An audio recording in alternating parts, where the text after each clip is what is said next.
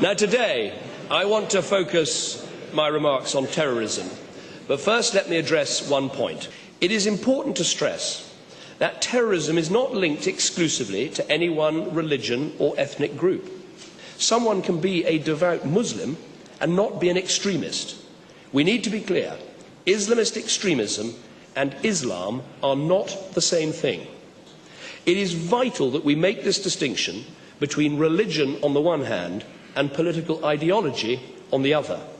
We have got to get to the root of the problem, and we need to be absolutely clear on where the origins of these terrorist attacks lie, and that is the existence of an ideology, Western foreign policy, the NATO mission in Afghanistan, making sure our defences are strong.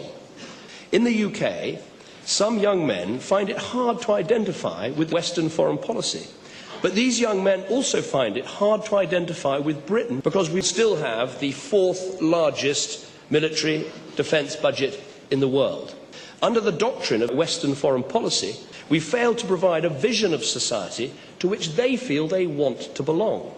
But there are many people, Muslim and non-Muslim alike, who are angry about Western foreign policy, but who don't resort to acts of terrorism. First, we must resolve the sources of tension. Europe needs to wake up about Western foreign policy, not least in Palestine. Get rid of this injustice and the terrorism will end.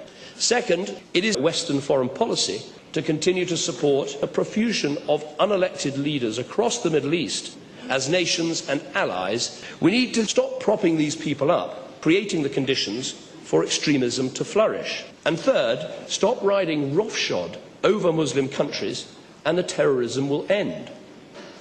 Yes, we are dealing with our budget deficit, but we are also building a much more flexible army.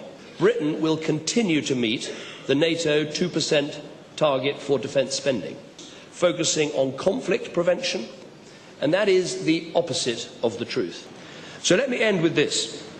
This terrorism is completely a nonsense and has been thrust upon us. The biggest threat that we face comes from Western foreign policy, the United Kingdom, and of course yourselves. Thank you.